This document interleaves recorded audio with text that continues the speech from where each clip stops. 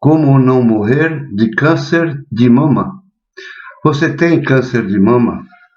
Essas são algumas das palavras mais temidas por mulheres e por um bom motivo. Depois do câncer de pele, o câncer de mama é o que mais comum entre as americanas. Todo ano, cerca de 230 mil delas são diagnosticadas com a doença e 40 mil morrem em virtude dela. O câncer de mama não surge da noite para o dia. Aquele caroço sentido durante o banho em determinada manhã pode ter começado a se formar décadas atrás. Quando é detectado pelos médicos, o tumor já pode estar no corpo há 40 anos ou até mais. O câncer foi crescendo, amadurecendo e passando por centenas de novas mutações de sobrevivência que lhe permitiram crescer com uma velocidade ainda maior, enquanto ele tentava enganar o sistema imunológico. A realidade assustadora é que o que os médicos chamam de detecção precoce é, na verdade, uma detecção tardia. Os exames de imagem modernos simplesmente não são bons o bastante para identificar o câncer em seus primeiros estágios, então ele pode se espalhar muito antes de ser descoberto. Uma mulher é considerada saudável até mostrar sinais ou sintomas de câncer de mama, mas se vem abrigando um processo maligno há 2 décadas, será que ela pode mesmo ser considerada saudável? Pessoas que estão fazendo a coisa certa, melhorando a alimentação na esperança de prevenir o câncer de mama, podem também estar tratando a enfermidade. Estudos baseados na análise de autópsias revelaram que nada menos do que 20% das mulheres de 20 a 54 anos que morreram de causas não relacionadas à doença, como acidentes de carro, tinham os chamados cânceres de mama ocultos crescendo no organismo. Às vezes, não há nada que se possa fazer para prevenir o estágio de iniciação do câncer, quando a primeira célula de mama normal sofre uma mutação e se transforma cancerosa. Alguns cânceres de mama podem ocorrer até em fetos e estar relacionados à dieta da mãe. Por isso, todos nós precisamos adotar uma dieta e um estilo de vida que não apenas previnam o estágio de iniciação do câncer, mas também impeçam o estágio de promoção, durante o qual o tumor alcança um tamanho grande o bastante para representar uma ameaça. A boa notícia é que, não importa o que sua mãe tenha comido e como você tenha vivido na infância, ao se alimentar e viver de forma saudável, você pode reduzir o ritmo de crescimento de qualquer câncer oculto. Em suma, você pode morrer com os tumores e não por causa deles. É assim que a prevenção e o tratamento do câncer por meio da dieta podem acabar sendo a mesma coisa. Uma ou 2 células de câncer não fazem mal a ninguém, mas 1 bilhão de células de câncer? É essa a quantidade que pode haver em um tumor ao ser detectado em uma mamografia. Assim como a maioria dos tipos da doença, o câncer de mama começa com apenas uma célula, que se divide para virar 2, 4, depois 8. Toda vez que as células do câncer de mama se dividem, o tumor pode dobrar de tamanho. Vejamos então quantas vezes um tumor pequenino precisa se duplicar para chegar a 1 bilhão de células. Pegue uma calculadora, multiplique 1 por 2, em seguida multiplica esse número por 2, faça isso até chegar a 1 bilhão. Não se preocupe, não vai demorar muito. São apenas 30 multiplicações por 2. Com apenas 30 duplicações, uma única célula de câncer pode se tornar 1 bilhão. Portanto, a chave para a rapidez com que o câncer é diagnosticado é o tempo de duplicação. Quanto tempo é necessário para que os tumores dupliquem uma vez? Os cânceres de mama podem levar de 25 dias a 1000 dias, ou até mais, para dobrar de tamanho. Em outras palavras, podem demorar 2 anos ou mais de 100 anos para que o tumor comece a causar problemas. Em que ponto você vai ficar nessa escala de tempo? 2 anos ou 1 século? Pode depender, em parte, do que come. Na adolescência, minha alimentação era horrível. Uma de minhas refeições favoritas era a bife à milanesa. Na juventude, posso ter causado uma mutação em uma das células do cólon ou da próstata, mas venho me alimentando de forma muito saudável nos últimos 25 anos. Minha esperança é que, mesmo que tenha iniciado um crescimento canceroso, ao não promovê-lo, eu consiga retardá-lo.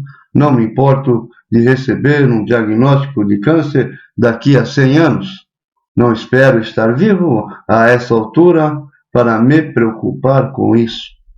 Nas controvérsias atuais sobre o custo e a efetividade da mamografia, falta debater um ponto importante.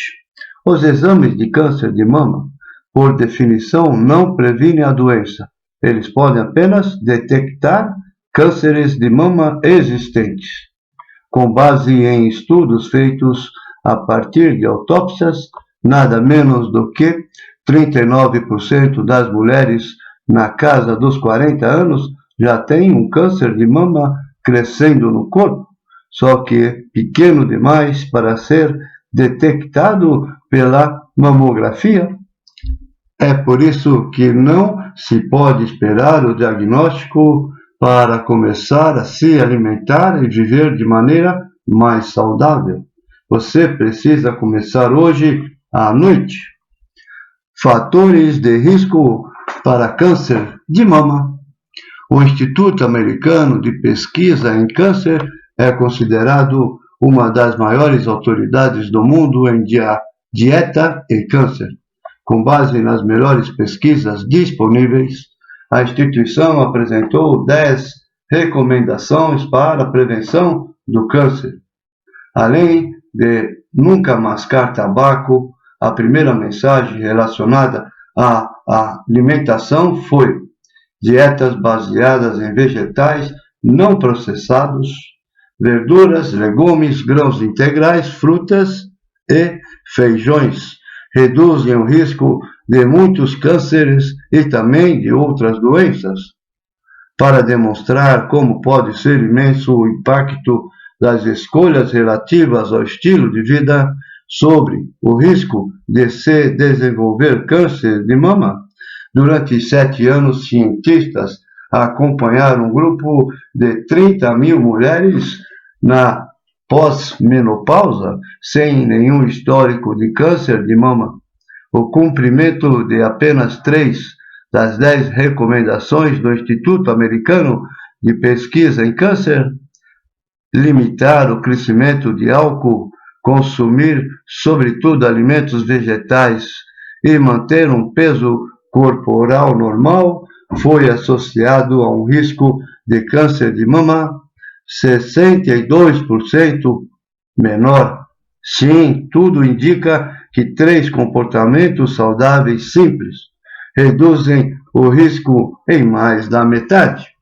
É incrível como uma alimentação à base de vegetais, em conjunto com uma caminhada diária, pode melhorar as defesas do organismo contra o câncer em apenas 2 semanas. Pesquisadores pingaram sangue de mulheres antes e após 14 dias de vida saudável em células de câncer, crescendo em placas de Petri. O sangue coletado depois de elas passarem a ser alimentadas de maneira mais saudável suprimiu significativamente melhor o crescimento do câncer do que o coletado apenas 2 semanas antes. Os pesquisadores atribuíram esse efeito a uma redução dos níveis de um hormônio que promove o crescimento do câncer chamado IGF-1, o que provavelmente se deve à menor ingestão de proteína animal. Que tipo de sangue e sistema imunológico você quer ter? O tipo que não faz nada quando novas células de câncer surgem, ou aquele que circula em cada canto e fenda do organismo com o poder de retardar e deter as células de câncer? Álcool. Em 2010, o órgão oficial da Organização Mundial da Saúde, OMS, que avalia o risco de câncer, atualizou formalmente a classificação para o álcool, passando a considerá-lo com certeza um carcinógeno de câncer humano. Em 2014, a instituição esclareceu sua posição, afirmando que, em seu tratamento de câncer de mama, nenhuma quantidade de álcool é segura. Mas, e quanto a beber moderadamente? Em 2013, cientistas publicaram uma compilação de mais de 100 estudos sobre câncer de mama e o hábito de beber com moderação, até uma bebida alcoólica por dia. Os pesquisadores haviam identificado um pequeno, porém estatisticamente significativo aumento do risco de câncer de mama, mesmo em mulheres que bebiam no máximo um drink por dia, exceto talvez pelo vinho tinto. Ver o quadro seguinte. Eles estimaram que, a cada ano, no mundo inteiro, quase 5.000 mortes por câncer de mama possam ser atribuídas à ingestão moderada de bebida alcoólica. O carcinógeno não é o álcool propriamente dito. Na verdade, o culpado é um produto da decomposição do álcool chamada acetaldeído, que pode se formar na boca quase imediatamente após se tomar um gole de bebida alcoólica. Experimentos mostram que até manter na boca uma única colher de chá de uma bebida com alto teor alcoólico por 5 minutos antes de cuspi-la produz níveis potencialmente carcinogênicos de acetaldeído que se prolongam por mais de 10 minutos. Se até um mero gole de álcool pode produzir na boca níveis de acetaldeído que causam câncer, o que dizer dos enxaguantes bucais que contêm álcool? Pesquisadores que examinaram os efeitos de diversos antissépticos orais vendidos no varejo concluíram que, embora o risco seja pequeno, talvez seja melhor se abster das versões do produto com álcool. Vinho tinto versus vinho branco. O estudo da saúde das enfermeiras realizado por Harvard constatou que até menos de um drink por dia pode ser associado a um pequeno aumento do risco de câncer de mama. Curiosamente, a ingestão de apenas vinho tinto não foi associada ao risco de câncer de mama. Por quê? Um composto do vinho tinto parece suprimir a atividade da enzima estrogênio sintetase, que os tumores da mama podem usar para criar estrogênio a fim de impulsionar o próprio crescimento. Este composto é encontrado na casca de uvas roxo escuras usadas na produção de vinho tinto, o que explica por que o vinho branco parece não gerar esse benefício, já que é produzido sem a casca da fruta. Os cientistas concluíram que o vinho tinto pode atenuar o elevado risco de câncer de mama associado à ingestão de álcool. Em outras palavras, as uvas do vinho tinto podem ajudar a neutralizar parte dos efeitos cancerígenos do álcool. No entanto, você pode ter os benefícios sem arcar com os riscos associados ao consumo de bebida alcoólica, simplesmente bebendo suco de uva ou, melhor ainda, comendo as próprias uvas roxas, de preferência com as sementes, que parecem ser mais eficazes na supressão da estrogênio sintetase. É bom e delicioso saber que o morango, a romã e o cogumelo branco comum também podem suprimir a enzima potencialmente cancerígena melatonina e o risco de câncer de mama. Ao longo de bilhões de anos, a vida no planeta Terra evoluiu sob condições de cerca de 12 horas de luz e 12 de escuridão. Os seres humanos controlaram o fogo para cozinhar há 1 milhão de anos, porém, usamos velas há apenas 5.000 e luz elétrica há somente um século. Em outras palavras, nossos ancestrais viveram metade da vida no escuro. Contudo, hoje, devido à poluição da luz elétrica, à noite não é mais tão fácil enxergar a Via Láctea. A iluminação elétrica nos permite permanecer produtivos madrugada dentro, mas será que a exposição noturna à luz artificial tem algum efeito adverso na saúde? Na filosofia, há um argumento furado chamado falácia do apelo à natureza, em que alguém propõe que algo é bom só porque é natural. Mas na biologia, isso pode conter certa verdade. As condições sob as quais nosso corpo foi finalmente regulado ao longo de milhões de anos, às vezes podem nos dar insights sobre nosso funcionamento ideal. Por exemplo, evoluímos correndo nus por aí na África Equatorial. Portanto, não surpreende que muitos de nós, seres humanos modernos, tenhamos adquirido deficiência de vitamina D, a vitamina do sol, ao vivermos em climas do hemisfério norte ou em países onde a cultura impõe às mulheres que cubram o corpo inteiro.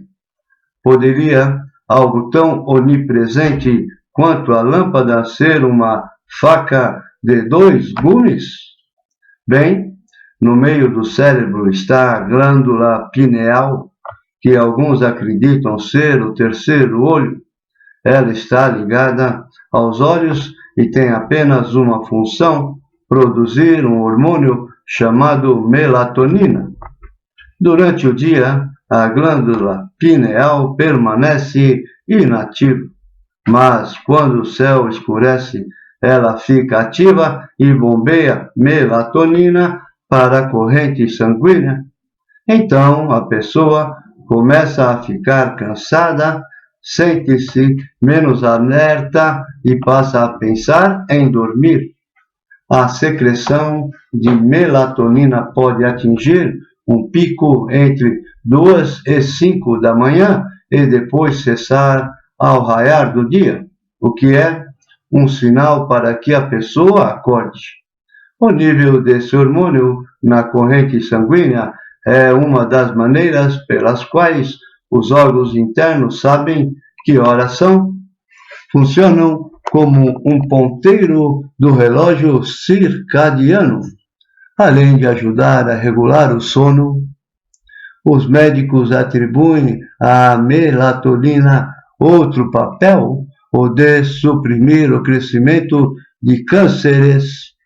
Pense nesse hormônio como algo que ajuda a pôr as células de câncer para dormir à noite. Para verificar se essa função se aplica à prevenção do câncer de mama, pesquisadores do Brigham and Women's Hospital em Boston e de outras instituições tiveram a brilhante ideia de estudar cegas.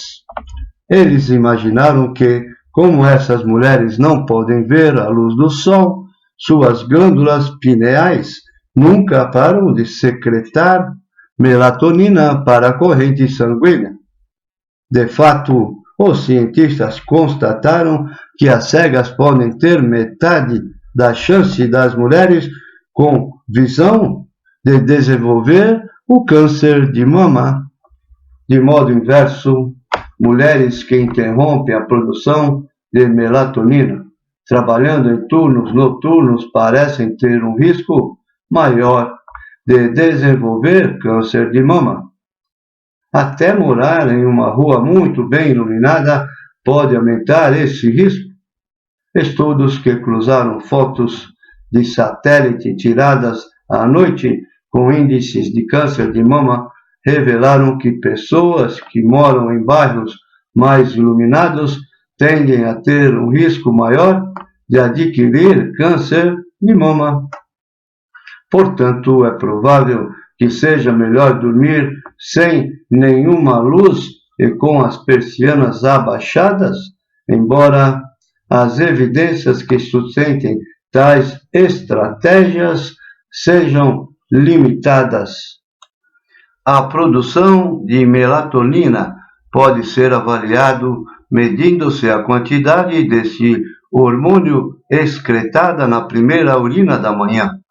E, de fato, verificou-se que mulheres com maior secreção de melatonina têm índices mais baixos de câncer de mama. Além de minimizar a exposição à luz noturna, há outra coisa que se possa fazer para manter a produção desse hormônio alta? Parece que sim. Em 2005, cientistas japoneses identificaram uma associação entre uma maior ingestão de legumes e verduras e níveis mais altos de melatonina na urina. Há algo na alimentação que pode reduzir a produção de melatonina e, assim, potencialmente aumentar o risco de desenvolver câncer de mama? Nós só soubemos a resposta com a publicação de um estudo abrangente contra dieta e melatonina publicado em 2009. Pesquisadores de Harvard perguntaram a quase 1.000 mulheres sobre o consumo de 38 alimentos ou grupos de alimentos diferentes e mediram seus níveis matinais de melatonina. A carne foi o único alimento cujo consumo foi associado de modo significativo a uma produção menor de melatonina por motivos ainda desconhecidos. Portanto, pelo visto, para minimizar a interrupção da produção de melatonina, você deve colocar cortinas nas janelas, comer mais legumes e verduras e diminuir ao máximo a ingestão de carne. Exercícios físicos e o câncer de mama. A atividade física é considerada uma medida preventiva promissora contra o câncer de mama, não apenas por ajudar a controlar o peso, mas porque a prática de exercícios físicos tende a baixar os níveis de estrogênio em circulação pelo organismo. 5 horas por semana de exercícios aeróbicos vigorosos podem reduzir em 20% a exposição ao estrogênio e à progesterona. Mas será que você precisa dessa quantidade toda de exercício para se proteger? Embora exercícios leves sejam associados a um risco menor de desenvolver alguns tipos de câncer, no caso do câncer de mama, os passeios por lazer parecem não ter efeito. Mesmo 1 hora por dia de atividades físicas, como dança lenta e arrumar a casa, não ajudam em nada. De acordo com o maior estudo sobre o tema já publicado, apenas mulheres que suam bastante se exercitando pelo menos 5 vezes por semana parecem obter uma proteção significativa. Entretanto, a prática de atividade de intensidade moderada pode oferecer tantos benefícios quanto a de exercícios vigorosos. Caminhar 1 hora por dia em ritmo moderado é considerado um exercício de intensidade moderada, porém isso só foi posto à prova em 2013, quando um estudo afirmou que, de fato, caminhar pelo menos 1 hora por dia está associado a um risco de câncer de mama significativamente menor. Darwin estava certo. Os mais aptos sobrevivem, portanto, entre em forma. Aminas heterocíclicas. Em 1939, uma descoberta curiosa foi divulgada em um ensaio intitulado Presence of Cancer Producing Substances in Roasted Food. Nele, um pesquisador descreveu como era possível provocar câncer de mama em camundongos ao pintar suas cabeças com extratos de músculo de cavalo assado. Desde então, essas substâncias produtoras de câncer foram identificadas como aminas heterocíclicas AHC, descritas pelo Instituto Nacional de Câncer como substâncias químicas formadas quando carnes com músculo, incluindo as carnes de boi, porco, peixe e aves domésticas, são cozidas por meio de métodos com temperatura alta.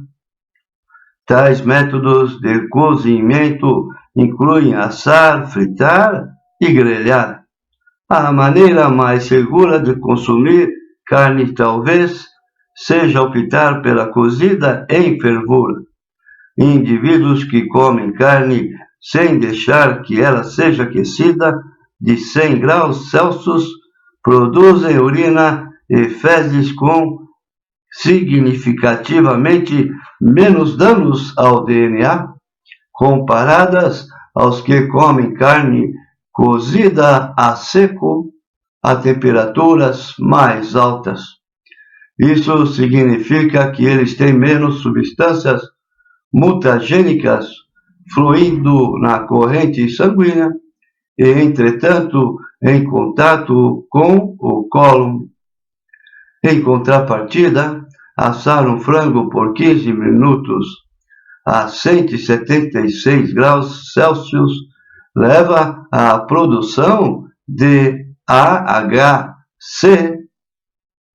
Estes carcinógenos são formados em uma reação química em temperatura alta entre alguns componentes do tecido muscular.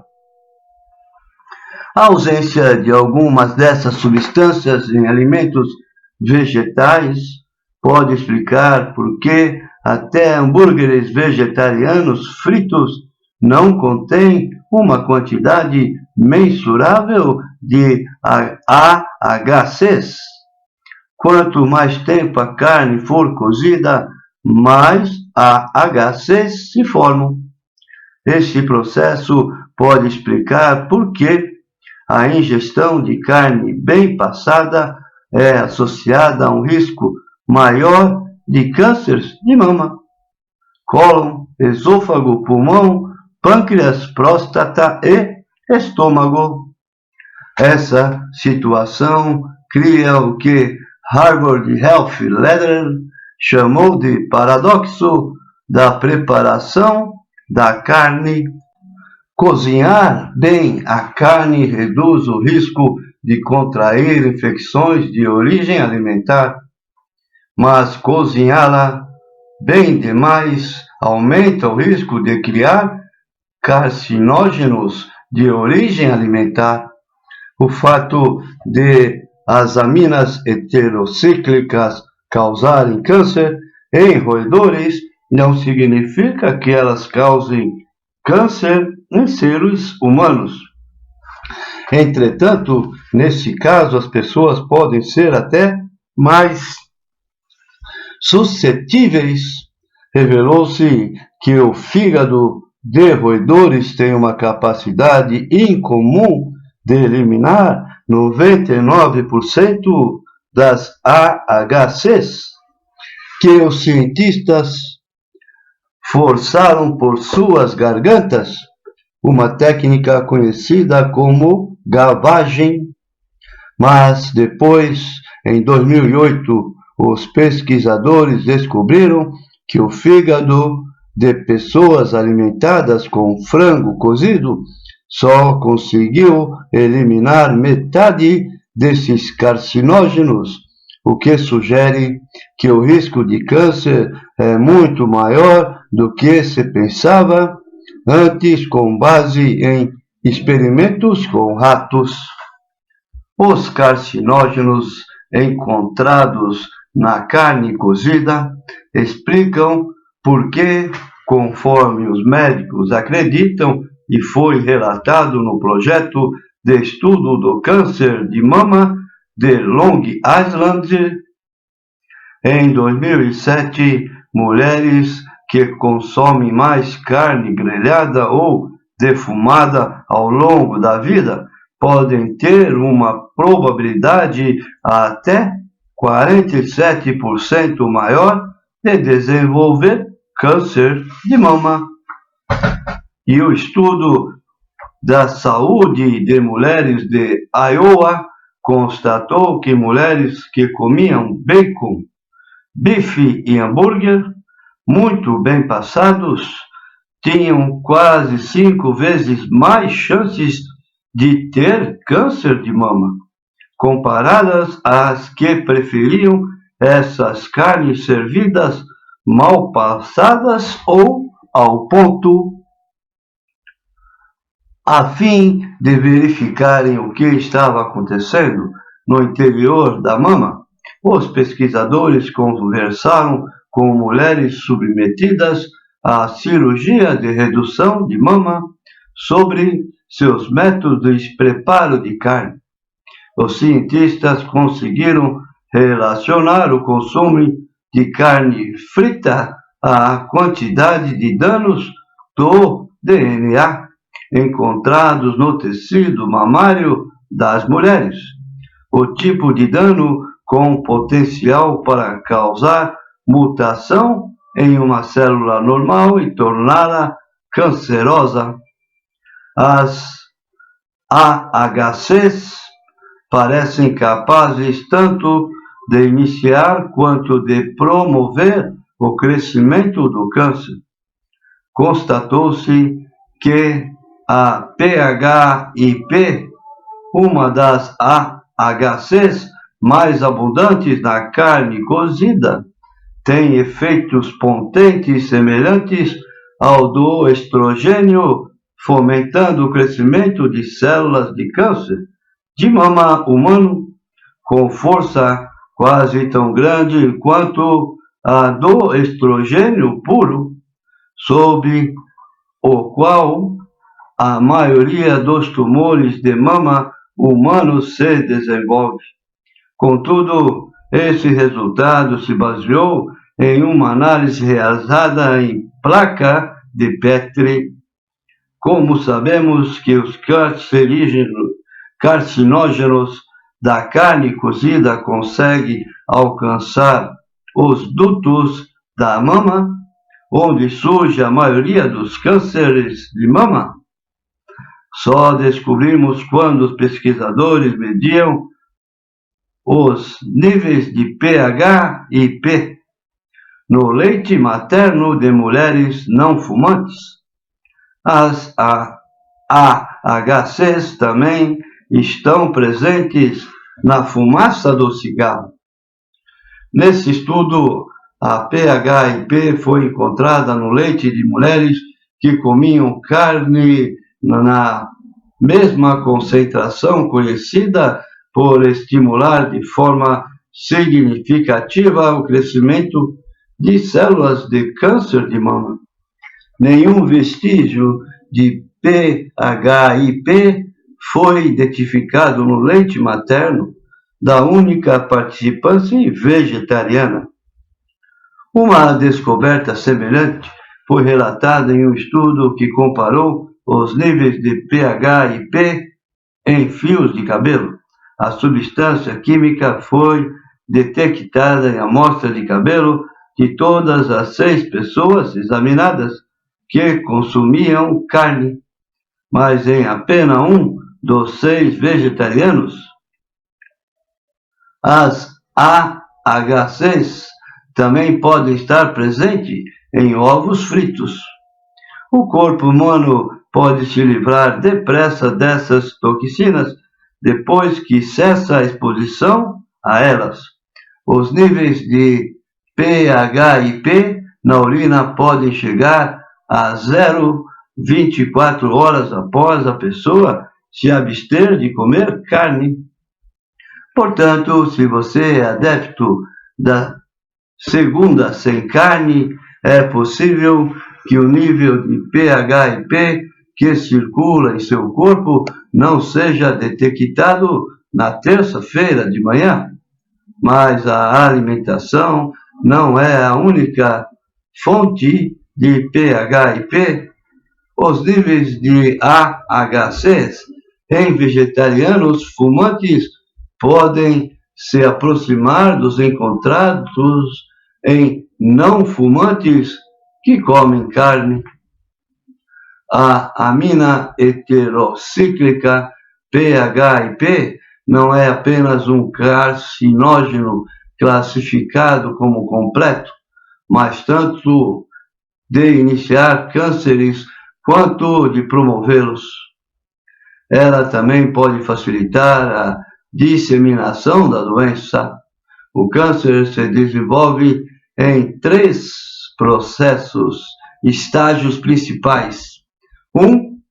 A iniciação, o dano irreversível ao DNA que inicia o processo. 2. A promoção, o crescimento e divisão da célula inicial, formando um tumor. E 3. A progressão, que pode incluir a invasão do tumor em tecidos circundantes e metástase, disseminação para outras áreas do corpo. Hoje, os cientistas conseguem avaliar quão invasivo ou agressivo é determinado câncer, colocando as células em um instrumento chamado câmara de invasão. Eles depositam em um dos lados de uma membrana porosa células de câncer e em seguida medem a capacidade destas de penetrarem na membrana e se espalharem por ela. Quando os pesquisadores puseram células de câncer de mama metastático de uma mulher de 54 anos em uma câmara de invasão, relativamente poucas conseguiram romper a barreira.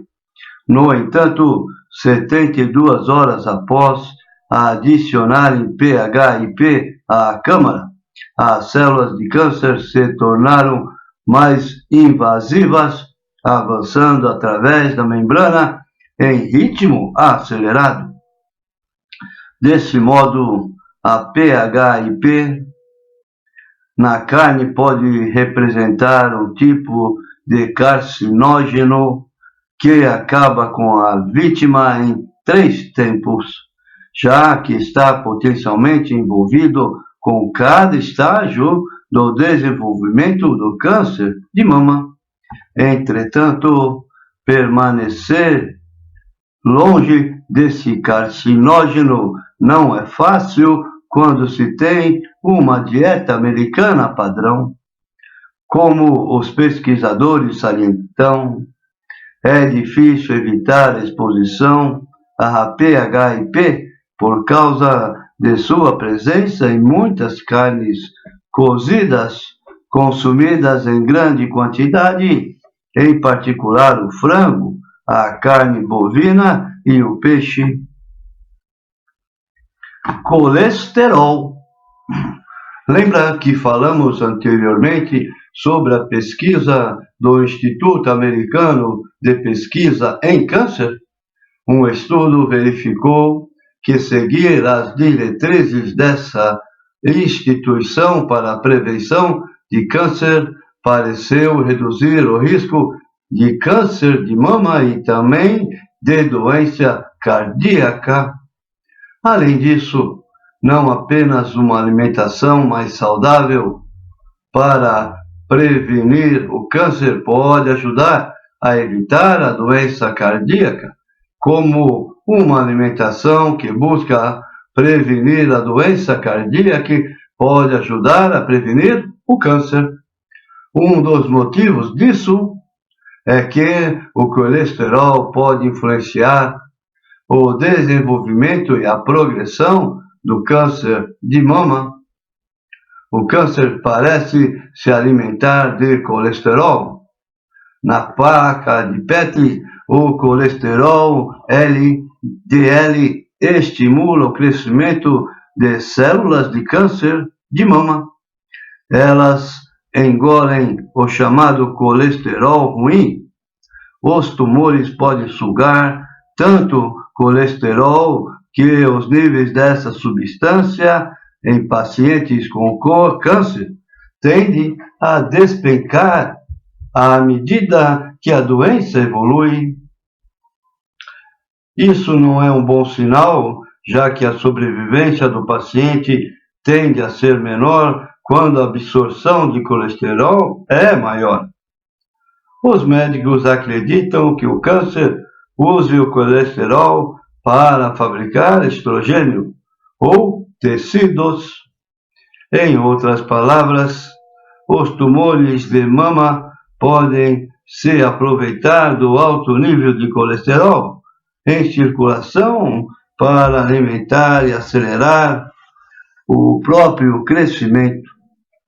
A fonte de colesterol que o câncer tem é tanta que empresas farmacêuticas cogitaram usar o colesterol LDL como cavalo de Troia para passar remédios antitumorais para células de câncer.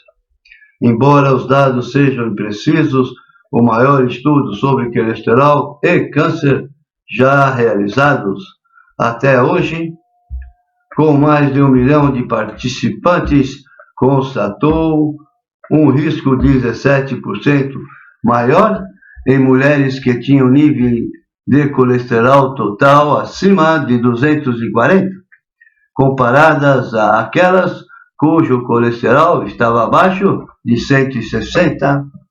Se baixar o colesterol pode ajudar a diminuir o risco de câncer de mama.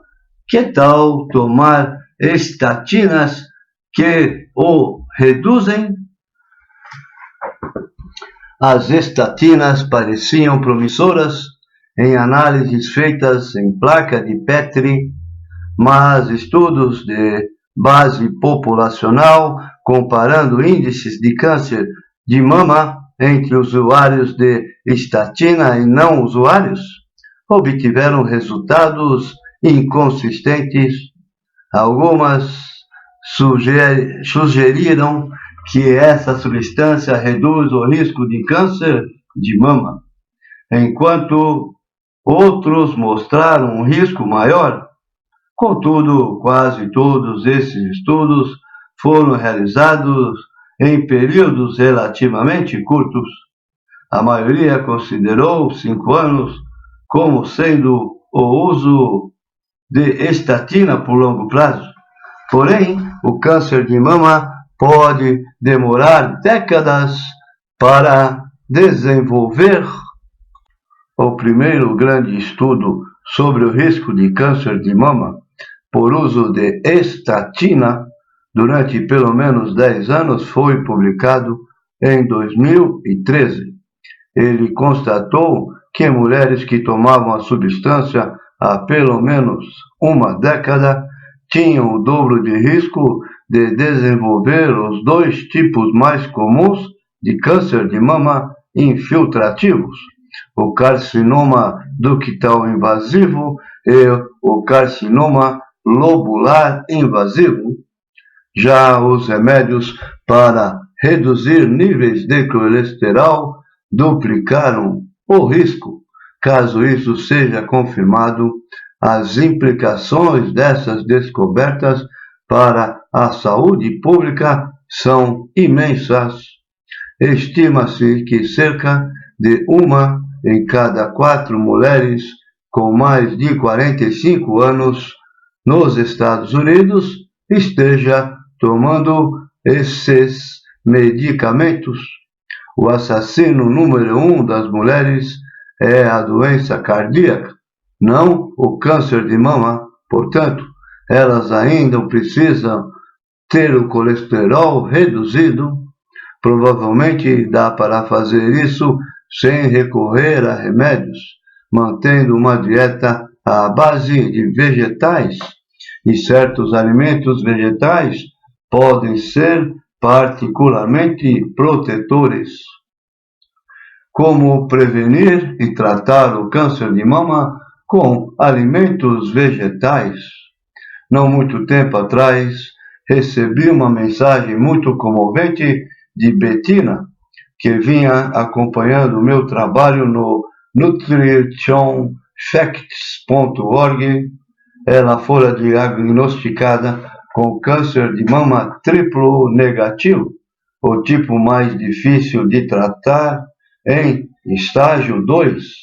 Bettina encarou 8 meses de tratamento, incluindo cirurgia, quimioterapia e radioterapia. Um diagnóstico de câncer de mama já é estressante o suficiente, mas a ansiedade e a depressão podem se somar a esse tipo de regime rigoroso para combater a doença. Entretanto, Bettina aproveitou a experiência para fazer uma série de mudanças positivas em sua vida. Após assistir a vários de meus vídeos, ela passou a se alimentar de forma mais saudável. Seguiu muitas das recomendações presentes neste capítulo para tentar prevenir a recorrência da doença, tais como comer mais brócolis e semente de linhaça. A boa notícia: Bettina está sem câncer há mais de 3 anos. Tendo em vista todos os estudos a que tive acesso e li, para mim é fácil esquecer que as estatísticas estão relacionadas à vida das pessoas de verdade. Histórias como a de Bettina me ajudam a pôr um rosto em todos os dados e números secos. O fato é que quando pessoas reais fazem mudanças reais, elas têm resultados reais. Infelizmente, mesmo após receber o diagnóstico de câncer de mama, a maioria das mulheres não faz as mudanças alimentares que mais poderiam ajudá-las, como consumir menos carne e aumentar a ingestão de frutas, legumes e verduras. Talvez elas não percebam, e seus médicos nunca lhes tenham dito, que um estilo de vida mais saudável pode aumentar suas chances de sobrevivência. Por exemplo, um estudo feito com quase 1.500 mulheres verificou que alterações de comportamento extraordinariamente simples, como ingerir 5 ou mais porções de frutas, legumes e verduras por dia, além de caminhar por 30 minutos 6 vezes por semana, foram associadas a uma vantagem de sobrevivência significativa. As mulheres que seguiram tais recomendações pareceram ter quase metade do risco de morrer de câncer nos 2 anos seguintes ao diagnóstico. Embora histórias como a de Bettina ajudem a tornar as estatísticas mais inspiradoras, tudo isso precisa retornar à ciência. Com o passar do tempo, o que comer e o que dar de comer a nossas famílias são decisões de vida ou morte. De que outra maneira podemos tomá-las se não tendo como base o que apontam as evidências científicas? Fibras. Um consumo de fibras abaixo do adequado também pode ser um fator de risco para o câncer de mama. Pesquisadores da Universidade de Yale e de outras instituições constataram que mulheres na pré-menopausa que consumiam mais de 6 gramas de fibras solúveis por dia, o equivalente a uma xícara de feijão preto, tinham mais chances 62% menores de sofrer de câncer de mama, comparadas às que consumiam menos de 4 gramas por dia. Os benefícios das fibras pareceram ainda mais pronunciados no caso de tumores de mama com receptores de estrogênio negativos, os mais difíceis de tratar. Mulheres na pré-menopausa com dietas mais ricas em fibras tinham uma chance 85% menor de desenvolver esse tipo de câncer de mama. Como os cientistas chegaram a tais números? A pesquisa de Yale foi o que se chama de estudo de caso-controle. Os pesquisadores compararam as antigas dietas de mulheres que tinham câncer de mama, os casos, com as antigas dietas de mulheres com o perfil parecido ao das integrantes do primeiro grupo e que não tinham câncer de mama, os controles, para tentar descobrir se havia algo diferente nos hábitos alimentares das que haviam desenvolvido a doença. Foi constatado que certas portadoras de câncer de mama haviam relatado uma ingestão, em média, significativamente menor de fibras solúveis do que as que não tinham câncer. Por isso, as fibras solúveis podem conferir proteção contra a enfermidade. Entretanto, as mulheres do estudo não estavam obtendo as fibras por meio de suplementos, e sim de alimentos. Mas isso poderia significar que a maior ingestão de fibras é apenas uma evidência de que as mulheres sem câncer estão consumindo mais alimentos vegetais, o único lugar em que as fibras são encontradas naturalmente. Portanto, as fibras em si podem não ser o ingrediente ativo. Talvez haja outro componente protetor nos alimentos vegetais, mas os pesquisadores salientam, todavia, um consumo maior de fibras de alimentos de origem vegetal pode refletir um consumo reduzido de alimentos de origem animal. Em outras palavras, a questão talvez não seja o que as mulheres estavam comendo mais, sim o que estavam comendo a menos. O motivo pelo qual a ingestão de fibras é associada a menos câncer de mama pode ser mais feijão ou menos mortadela. De um jeito ou de outro, a análise de uma dúzia de estudos de caso controle de câncer de mama revelou descobertas semelhantes, com um risco menor de câncer de mama associado a indicadores de ingestão de frutas, legumes e verduras e o consumo de vitamina C, e um risco maior de câncer de mama associado a um consumo maior de gordura saturada, um indicador de ingestão de carne, laticínios e alimentos processados. E, de acordo com essas análises, quanto mais alimentos vegetais integrais se come, melhor é o reflexo para a saúde da mulher.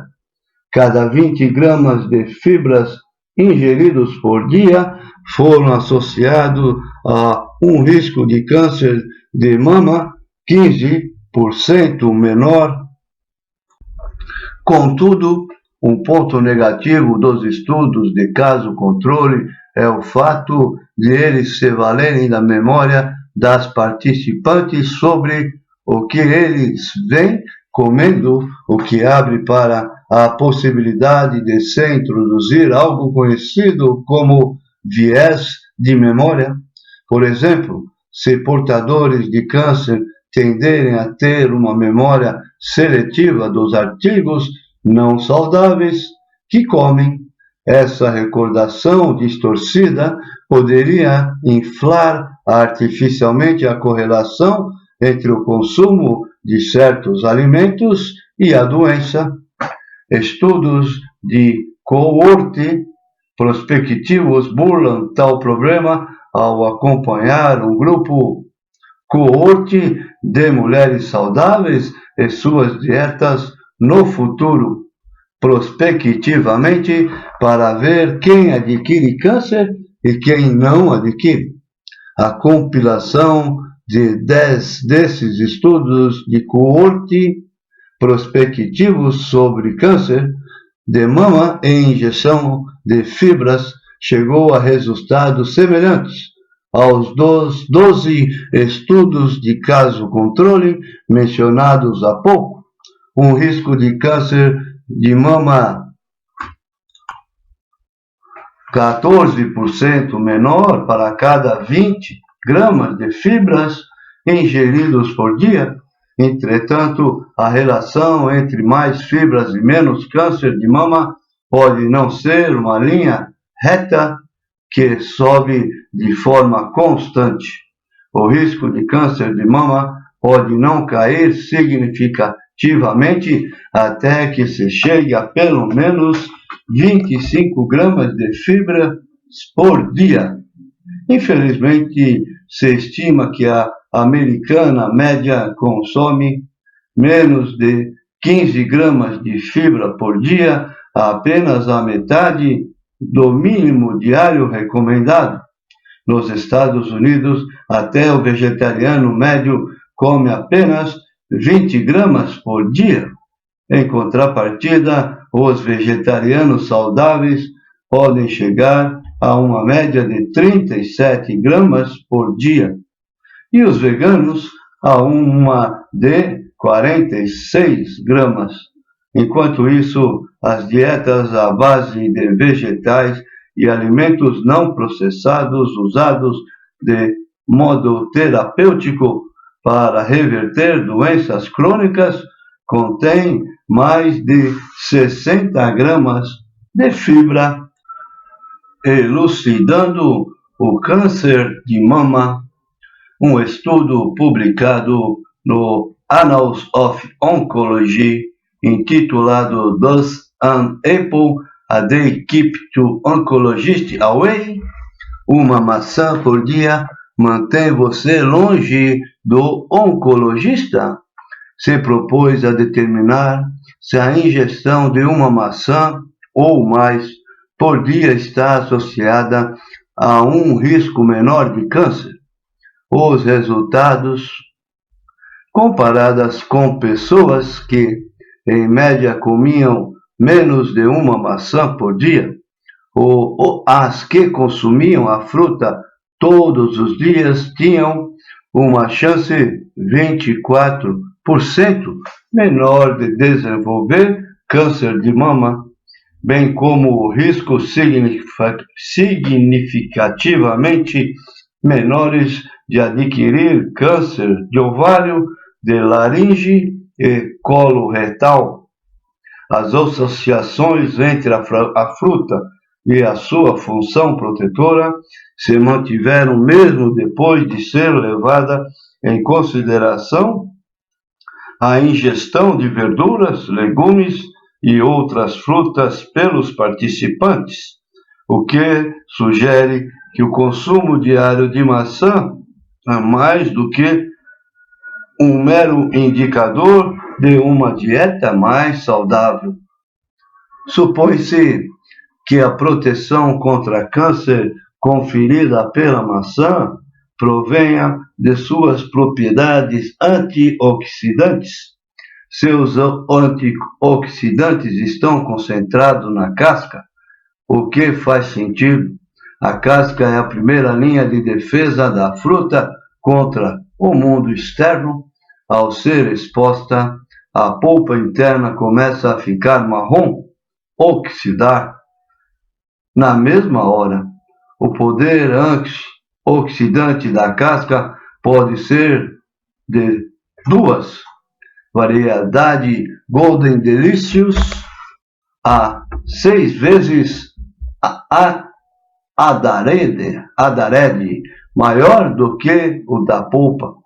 Além de proteger contra o ataque inicial de radicais livres ao DNA, demonstrou-se em uma placa de Petri que o extrato da maçã suprime o crescimento de células de câncer de mama com receptores de estrogênio, tanto positivos quanto negativos.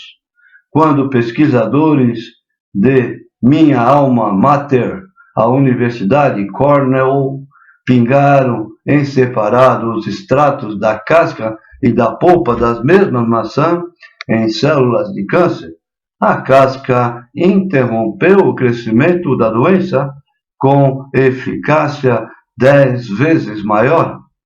Cientistas encontraram algo na casca da maçã orgânica, presumivelmente presente também na maçã convencional, que parece reativar um gene supressor de tumor chamado MASPina, um acrônimo para a palavra em inglês MASPIN, Mammary Serine Protease Inhibitor, inibidor de serina protease mamária. A MASPina é uma das ferramentas que o corpo, pelo visto, utiliza para se proteger contra o câncer de mama. As células do câncer de mama encontram uma maneira de desligá-lo, porém parece que a casca de maçã consegue religá-lo. Os pesquisadores concluíram que a casca da maçã não deve ser descartada da dieta. Prevenção do câncer de mama com verduras. Já foi mencionado aqui o estudo de 2007 realizado com moradores de Long Island, que relacionou o risco de câncer de mama às aminas heterocíclicas formadas na carne. Constatou-se que mulheres mais velhas que consumiam mais carne grelhada ou defumada ao longo da vida tinham chances 47% maiores de desenvolverem câncer de mama. Aquelas que mantinham uma alta ingestão de carne e que, além disso, comiam poucas frutas, legumes e verduras, tinham chances 74% maiores. O baixo consumo de frutas, legumes e verduras pode ser um indício de hábitos não saudáveis em geral, porém, evidências cada vez maiores sugerem que pode haver algo nesses alimentos que confere proteção ativa contra o câncer de mama. Por exemplo, os vegetais crucíferos, como o brócolis, estimulam a atividade de enzimas desintoxicantes no fígado. Pesquisas mostraram que, ao se alimentarem com brócolis e couve de Bruxelas, as pessoas eliminam a cafeína do organismo mais depressa, o que significa que, ao comer muitos vegetais crucíferos, seria necessário beber mais café para obter o mesmo efeito estimulante, já que o fígado, o purificador do corpo, ficou muito acelerado. Será que esse processo funcionaria também no caso dos carcinógenos da carne cozida? Para descobrir, pesquisadores alimentaram um grupo de não fumantes com carne frita. Em seguida, eles mediram os níveis de aminas heterocíclicas circulando no organismo dos participantes por meio de amostras de urina. Durante 2 semanas, os integrantes do estudo adicionaram 3 xícaras de brócolis e couve de Bruxelas à dieta diária e também comeram a mesma refeição de carne. Embora os indivíduos tenham consumido a mesma quantidade de carcinógenos, um número significativamente menor destes saiu na urina, o que é coerente com a capacidade de desintoxicação do fígado estimulada pelo brócolis. O que aconteceu em seguida foi inesperado. Os participantes pararam de comer as porções de verduras e, 2 semanas depois, voltaram a fazer a refeição de carne. Seria de se presumir que a capacidade deles de eliminar carcinógenos teria voltado ao parâmetro inicial, mas, em vez disso, a função do fígado permaneceu melhor até mesmo semanas depois. Essa descoberta sugere não apenas que um monte de brócolis ao lado do filé reduz a exposição a carcinógenos, como também que a ingestão de verduras dias ou até semanas antes de um baita churrascão pode ajudar a reforçar as defesas do corpo. Contudo, o hambúrguer vegetariano seria a escolha mais segura, já que pode não ter nenhuma amina heterocíclica a ser eliminada. Então, as mulheres que comem muita verdura têm uma probabilidade menor de desenvolverem câncer de mama? Um estudo feito com 50.000 negras americanas, um grupo demográfico infelizmente negligenciado em pesquisas médicas, mas que costuma consumir mais verduras, constatou que as que comiam pelo menos 2 porções de legumes e verduras por dia tinham um risco significativamente menor de terem um tipo de câncer de mama de difícil tratamento, com receptores de estrogênio e progesterona negativos. O brócolis pareceu oferecer grande proteção a mulheres na pré-menopausa, já o consumo de couve-manteiga foi associado a menor risco de câncer de mama em todas as idades. Células-tronco de câncer de mama. E se você já está enfrentando o câncer de mama, ou este está em remissão, ainda assim as verduras podem desempenhar uma função protetora. Desde a década passada, cientistas vêm desenvolvendo uma nova teoria sobre a biologia do câncer baseada no papel das células-tronco. As células-tronco são, em essência, a matéria-prima do corpo, os pais que geram todas as outras células com funções especializadas. Por isso, elas são um componente crucial do sistema reparador do organismo, inclusive fazendo com que a pele, os ossos e os músculos cresçam de novo. O tecido da mama possui uma reserva de muitas células-tronco, que são usadas durante a gravidez para criar novas glândulas mamárias. Contudo, por mais que as células-tronco sejam milagrosas, sua imortalidade também pode trabalhar contra nós.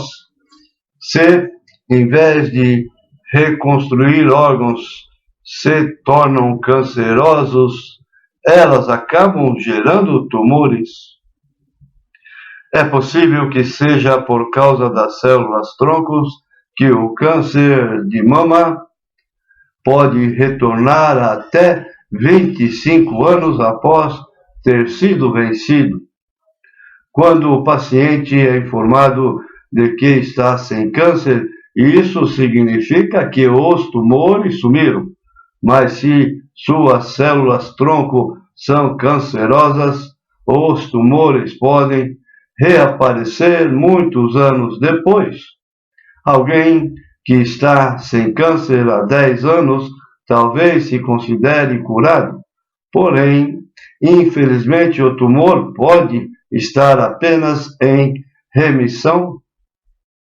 Células-tronco cancerosas latentes podem estar apenas esperando para serem reativadas.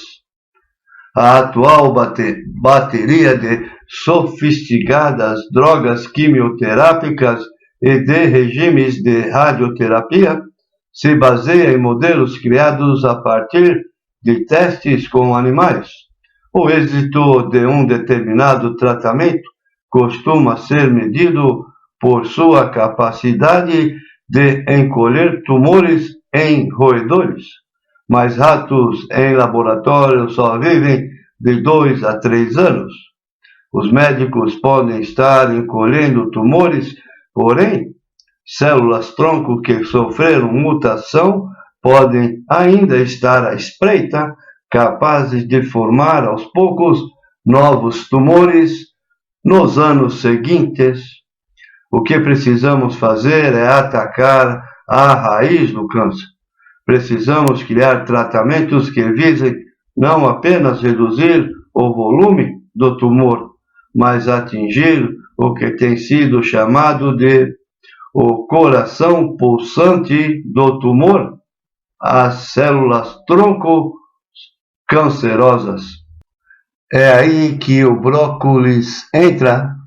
O sulforafano, um componente de vegetais crucíferos como brócolis, revelou-se eficaz na supressão da capacidade das células-tronco do câncer de mama de formar tumores, Isso significa que, se o tumor do paciente hoje está em remissão, comer muito brócolis pode, na teoria, ajudar a impedir que a doença retorne. Eu digo na teoria porque tais resultados foram obtidos em uma placa de Petri para ajudar no controle ao câncer.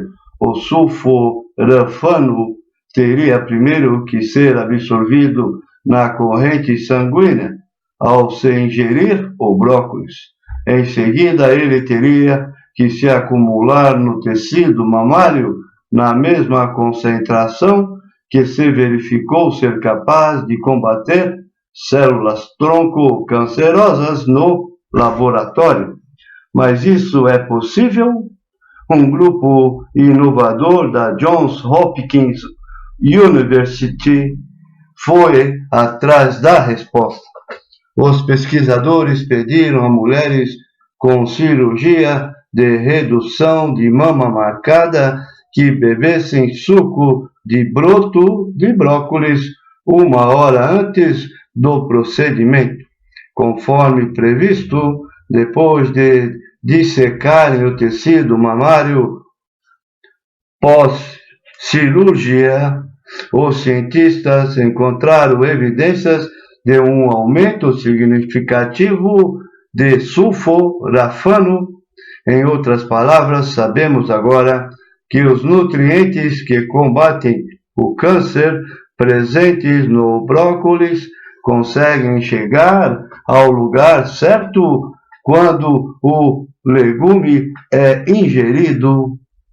Para alcançar a concentração de sulforafano na mama que se provou capaz de suprimir células troncos de câncer de mama, é necessário ingerir pelo menos 1/4 de xícara de broto de brócolis por dia.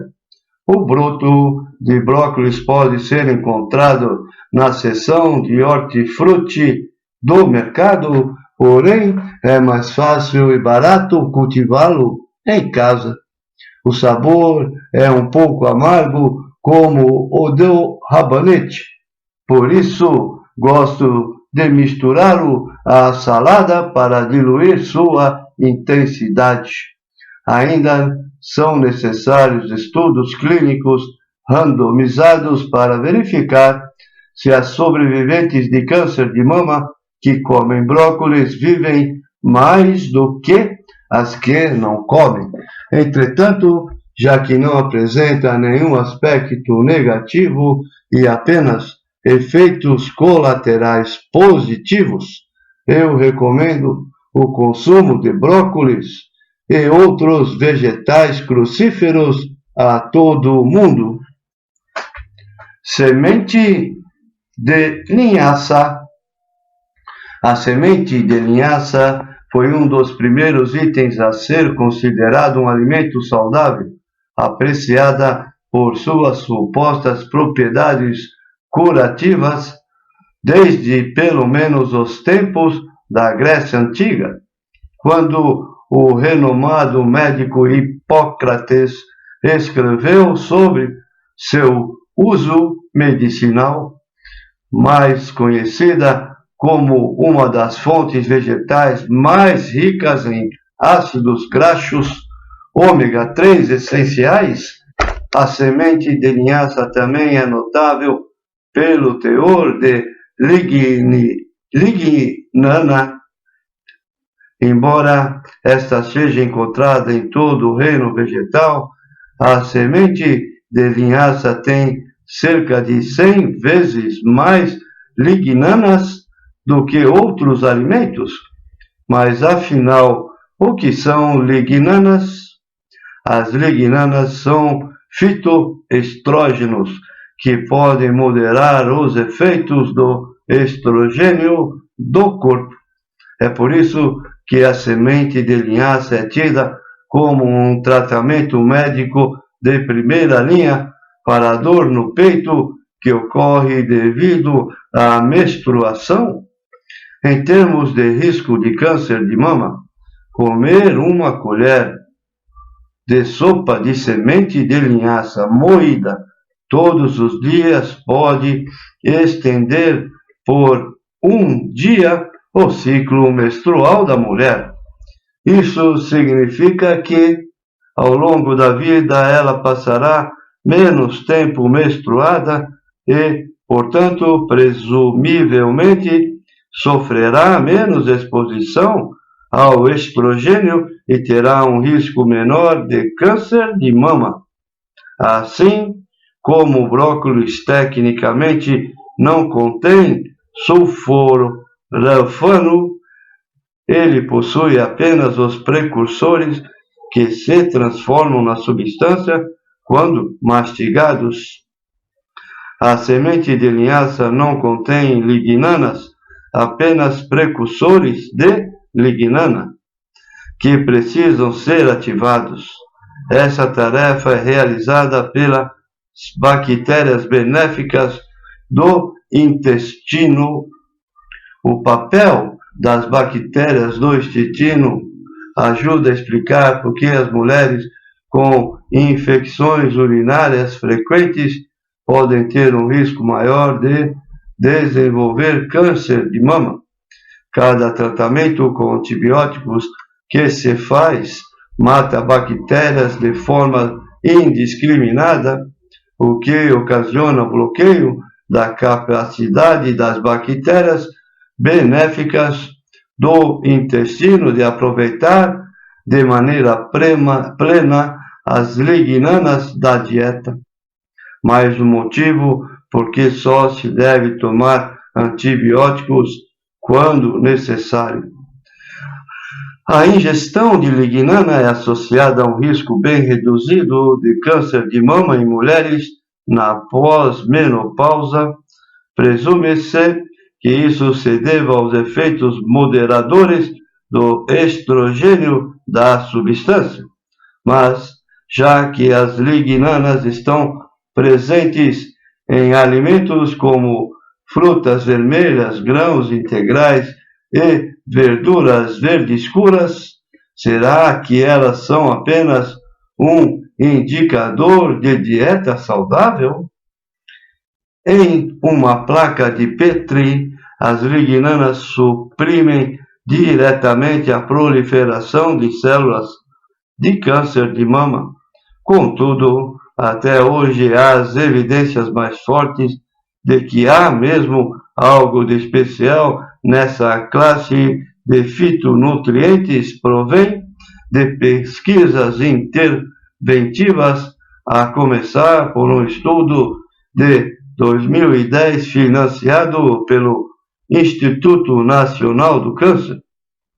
Os pesquisadores recrutaram 45 mulheres com alto risco de câncer de mama, o que significa que elas haviam feito biópsias de mama cujo resultado foi suspeito ou já haviam tido a doença, e deram a elas o equivalente a 2 colheres de chá de semente de linhaça moída todos os dias. Foram realizadas biópsias por agulha do tecido mamário antes e depois do estudo, que durou 1 ano. Os resultados. Em média, as mulheres apresentaram menos mudanças pré-malignas na mama após 1 ano ingerindo lignanas de linhaça, em comparação a quando entraram para a pesquisa. 80% delas, 36 de 45, tiveram uma queda nos níveis de Ki67, um biomarcador indicador de maior proliferação de células. Essa constatação sugere que salpicar algumas colheres de semente de linhaça moída no mingau de aveia ou no que quer que se coma durante o dia pode reduzir o risco de câncer de mama. E as mulheres que estão com câncer de mama Supõe-se que sobreviventes da doença com níveis mais altos de lignana na corrente sanguínea e na dieta sobrevivem por tempo significativamente maior. Esse resultado pode ter a ver com o fato de as mulheres que consomem semente de linhaça terem também um aumento dos níveis de endostatina nas mamas. A endostatina é uma proteína produzida pelo corpo na tentativa de privar os tumores do suprimento de sangue. As evidências produzidas por estudos como esses soam tão convincentes que cientistas realizaram uma análise clínica randomizada, duplo cega e placebo-controlada com sementes de linhaça em pacientes com câncer de mama. Uma das poucas vezes em que um alimento foi rigorosamente posto à prova. Os pesquisadores recrutaram mulheres com cirurgia marcada relacionada ao câncer de mama e as dividiram de modo aleatório em 2 grupos. Todos os dias, o primeiro grupo comeu um muffin contendo sementes de linhaça, enquanto o segundo comeu um muffin que tinha a mesma aparência e sabor, porém nada de semente de linhaça. Biópsias dos tumores dos 2 grupos foram feitas no início do estudo e então comparadas com a patologia do tumor removido na cirurgia, realizada cerca de 5 semanas depois. Houve alguma mudança? Comparada às mulheres que comeram os muffins placebos, as que consumiram os com sementes de linhaça tiveram, em média, uma queda na proliferação de células do tumor, um aumento do índice de morte de células cancerosas e uma contagem menor de C-ERB2. O CRB2 é um marcador de agressividade da doença. Quanto maior a contagem, maior o potencial do câncer de mama de entrar em metástase e se espalhar pelo corpo. Em outras palavras, pelo visto, as sementes de linhaça tornaram os cânceres menos agressivos. Os pesquisadores concluíram que a semente de linhaça na dieta tem o potencial de reduzir o crescimento do tumor em pacientes com câncer de mama.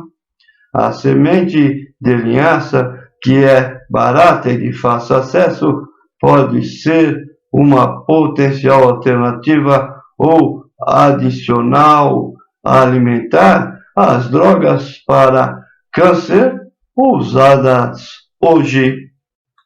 Soja e câncer de mama. A soja contém outra classe de fitoestrógenos chamados isoflavonas. As pessoas associam a palavra fitoestrógenos com estrogênio e supõe-se que a soja tem efeitos semelhantes aos do hormônio. Não necessariamente. Os fitoestrógenos se prendem aos mesmos receptores do estrogênio, mas têm um efeito mais fraco, de modo que podem bloquear os efeitos do estrogênio presente no corpo, que é animal e mais forte. Existem 2 tipos de receptores de estrogênio no organismo, o alfa e o beta. O estrogênio presente no corpo prefere os receptores alfa, enquanto os estrogênios vegetais, fitoestrógenos, preferem os beta. Portanto, os efeitos dos fitoestrógenos da soja em diferentes tecidos depende da proporção entre receptores alfa e beta. O estrogênio tem efeitos positivos em alguns tecidos e potencialmente negativos em outros.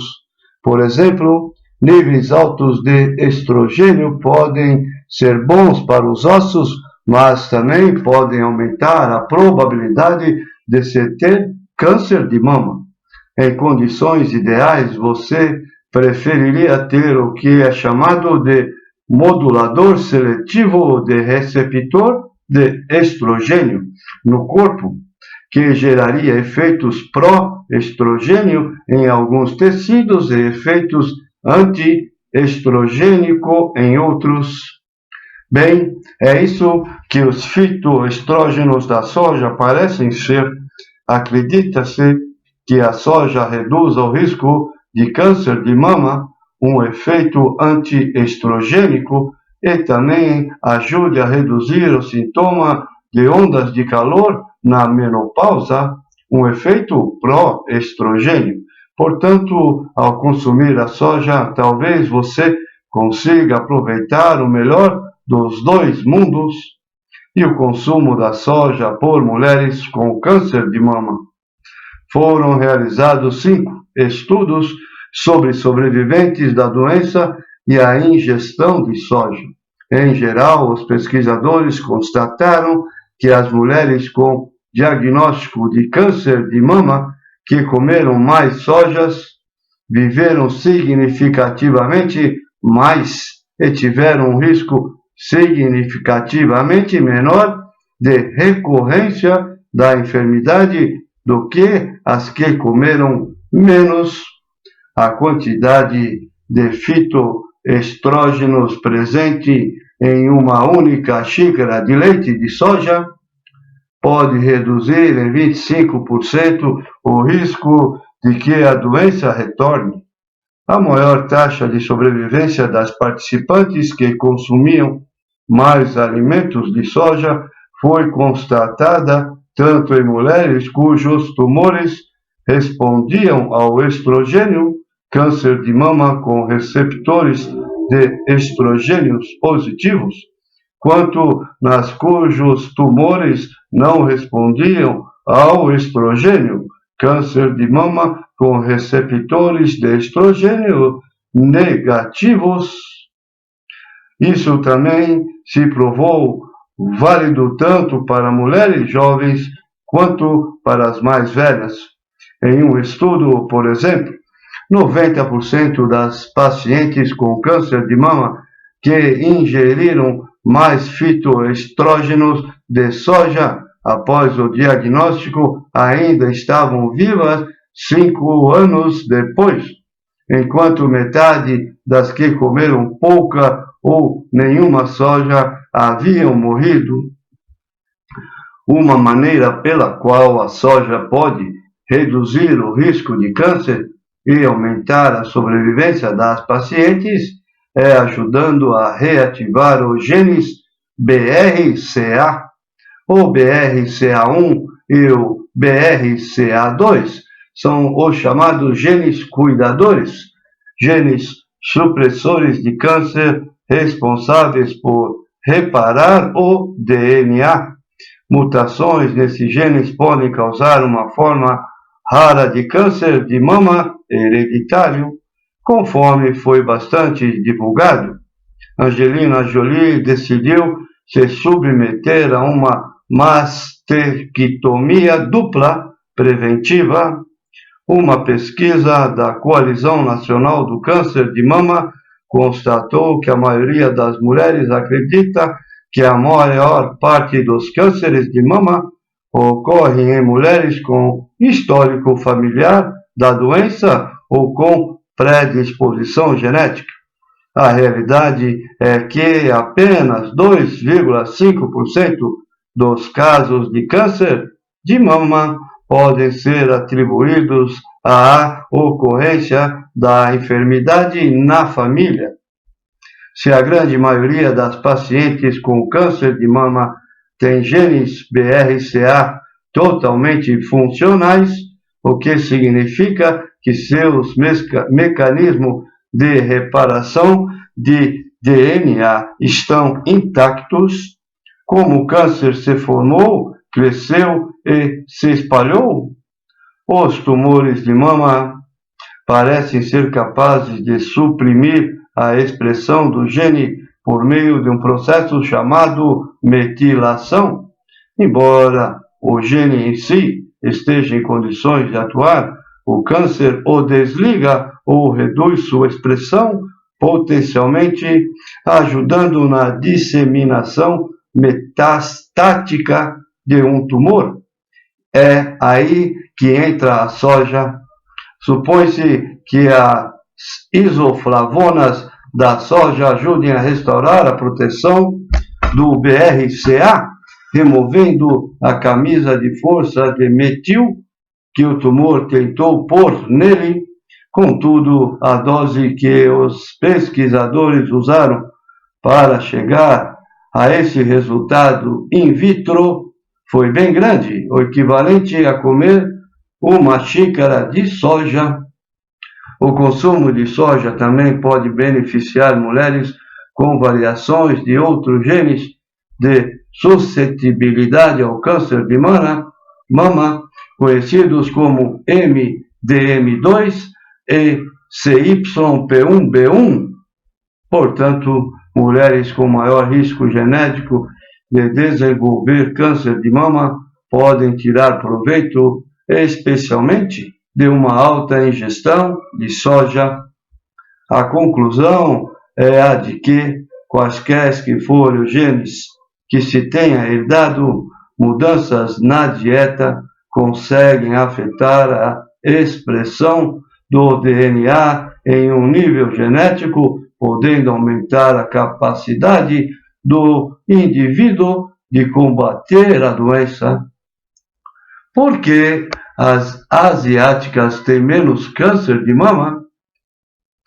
Embora o câncer de mama seja o câncer específico de mulheres mais comum no mundo inteiro, as asiáticas têm uma probabilidade 5 vezes menor do que as americanas de desenvolvê-lo. Por quê?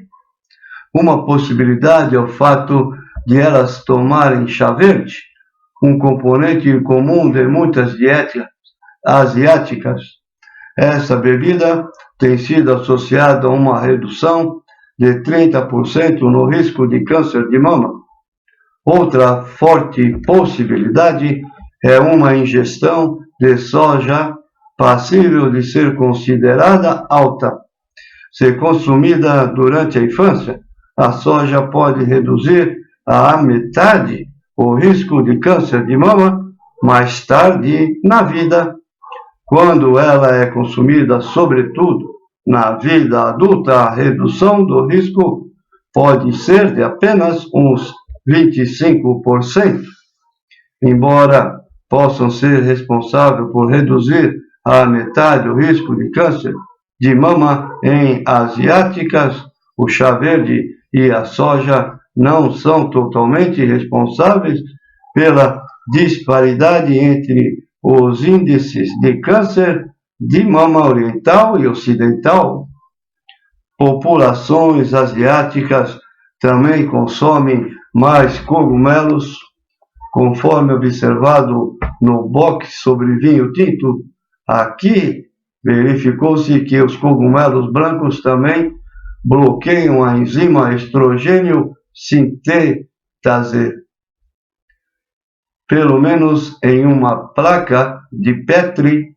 Então, os cientistas decidiram investigar se havia uma ligação entre a ingestão de cogumelos e o câncer de mama. Eles compararam o consumo de cogumelos de 1.000 pacientes com câncer de mama com o de 1.000 pessoas saudáveis com idade, peso e hábitos de fumo e práticas de atividades físicas semelhantes. As mulheres cujo consumo médio de cogumelos era de pelo menos 1,5 cogumelo por dia apresentaram 64% menos chances de desenvolver câncer de mama. comparadas às que não comiam cogumelos. Os hábitos de consumir cogumelos e beber pelo menos o equivalente a meio saquinho de chá verde por dia foram associados a chances quase 90% menores de desenvolver câncer de mama. Os oncologistas, médicos que tratam pacientes com câncer, podem se orgulhar dos avanços que têm feito. Graças a melhorias no tratamento da doença, os pacientes estão vivendo mais e com mais saúde, com editoriais de revista de oncologia, têm celebrado com títulos como Sobreviventes de Câncer, 10 milhões e aumentando. Sim, mais de 10 milhões de vítimas de câncer ainda estão vivos hoje, com talvez até 1 milhão de pessoas nos Estados Unidos ingressando nessa categoria a cada ano. Isso, obviamente, é um feito, porém, não seria ainda melhor, antes de mais nada, prevenir esses milhões de casos? Na medicina, o diagnóstico de câncer é considerado um momento de aprendizado em que podemos motivar o paciente a melhorar seu estilo de vida, mas a essa altura já pode ser tarde demais.